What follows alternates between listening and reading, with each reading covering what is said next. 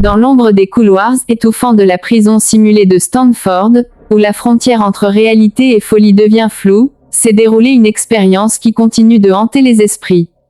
En 1971, ce qui devait être une simple étude psychologique sur le comportement humain face à l'autorité est rapidement devenu un champ de bataille où s'affrontaient prisonniers et gardiens, vérité et cruauté, humanité et déshumanisation. Conçue pour durer 2 semaines, l'expérience fut arrêtée après seulement 6 jours, laissant derrière elle un torrent de questionnements éthiques, de controverses scientifiques et de révélations troublantes sur la nature humaine. À cette époque, les années 1960 et 1970 voyaient émerger de nouvelles approches en psychologie sociale, avec des expériences marquantes sur l'obéissance et la conformité comme celle de Milgram.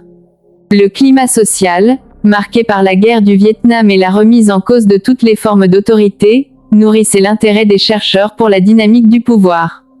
C'est dans ce contexte que Philippe Zimbardo, psychologue à l'université de Stanford, conçut son expérience, comprendre comment un environnement carcéral pouvait transformer des individus ordinaires en oppresseurs ou victimes, révélant ainsi les mécanismes derrière les abus institutionnels. La sélection des participants fut rigoureuse. Parmi une 60aine de candidats, 24 étudiants en bonne santé physique et mentale furent retenus, répartis en 2 groupes distincts, gardiens et prisonniers. Un sous-sol de l'université fut métamorphosé en prison miniature, avec cellules, uniformes, numéros et règles strictes, créant un environnement réaliste où s'implantait un scénario cruel. Les gardiens reçurent pour mission d'exercer un contrôle total, tandis que les prisonniers devaient obéir et accepter leurs conditions, sous une surveillance étroite. Ce cadre posé, les acteurs furent plongés dans une simulation dont ils ignorèrent la profondeur des conséquences. Dès le premier jour, les arrestations simulées par la police furent d'une telle réalité qu'elles plongèrent les participants dans une intense anxiété. Rapidement, les tensions montèrent, alors que les gardiens imposaient des règles sévères et que les prisonniers ressentaient la pression psychologique accrue. En quelques jours seulement, l'expérience bascula dans un engrenage de brutalité et d'humiliation où la frontière entre jeu et réalité s'effaça brutalement.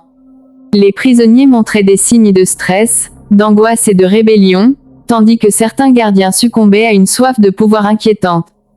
Pourtant, Zimbardo lui-même, pris dans son rôle de chercheur mais aussi de directeur de la prison, laissa s'installer cette spirale infernale. Ce n'est que le 6e jour, après l'intervention de Christina Maslach, une psychologue invitée horrifiée par la situation, que l'expérience fut brutalement interrompue. L'arrêt précipité mit fin à ce cauchemar en miniature, laissant les participants marqués profondément dans leur corps et leur esprit.